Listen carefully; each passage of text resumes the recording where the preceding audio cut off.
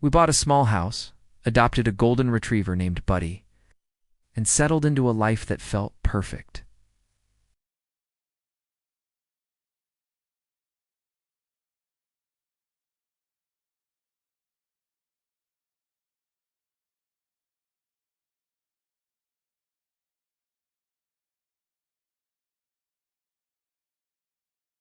Life was good, or so I thought. The shift was so subtle, I almost missed it. It started with her phone. Paige, who used to leave her phone anywhere, suddenly had it glued to her hand. It was always face down on the table, and she'd quickly snatch it up if I got too close.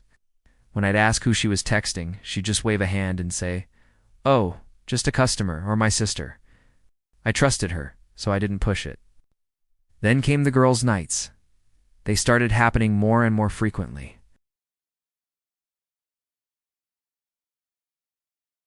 "It's just a new bar downtown," she'd say, avoiding my eyes.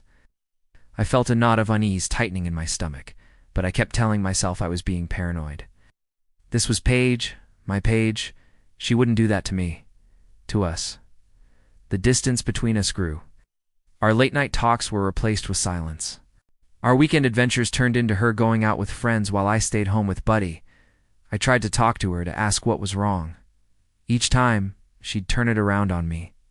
"You're just stressed from work, Jeremy," she'd say calmly. "Why are you so insecure all of a sudden? Don't you trust me?" She was so convincing, so good at making me feel like I was the one with the problem. I started to doubt my own sanity. Maybe I was just overthinking things.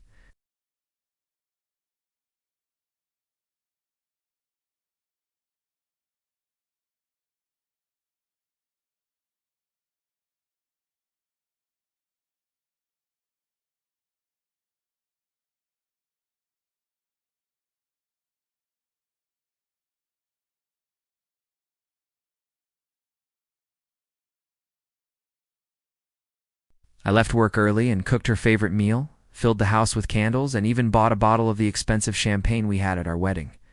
I sent her a text, telling her I had a surprise and to come home straight after her art class. 8 p.m. came and went, then 9, then 10. I called her phone, and it went straight to voicemail. Panic set in.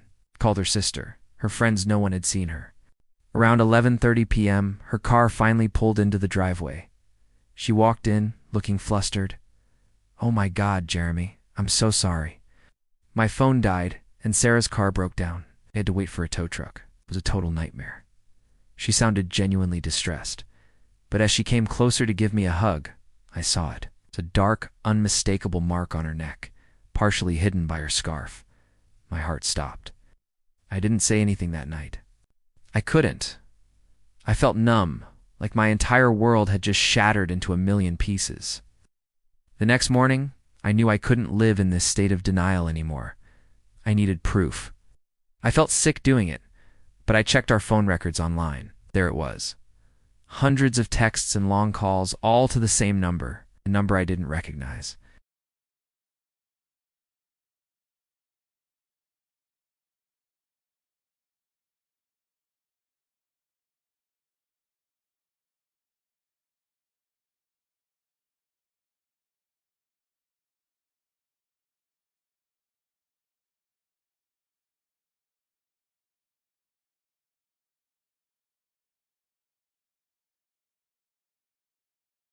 They had been together last night on our anniversary.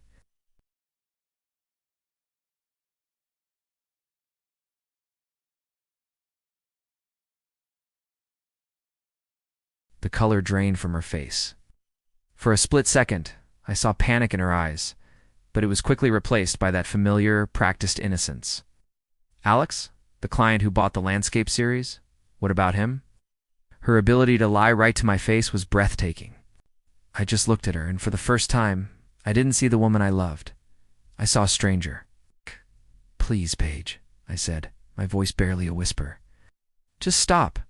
She started to deny it again, her voice rising, accusing me of being crazy, of snooping. That's when I picked up the tablet and turned the screen towards her. I didn't have to say a word. The messages spoke for themselves. The silence that followed was the loudest thing I've ever heard. Her mask crumbled. There were no more lies, no more deflections. She started crying, begging, saying it was a mistake, that she didn't know what she was doing, that she still loved me.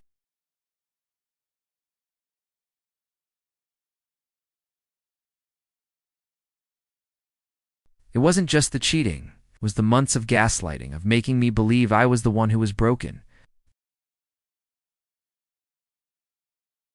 Looking at her crying, I didn't feel anger or sadness anymore.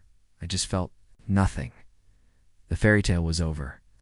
And I knew with a certainty that was both heartbreaking and liberating that I had to close the book and start writing a new story for myself.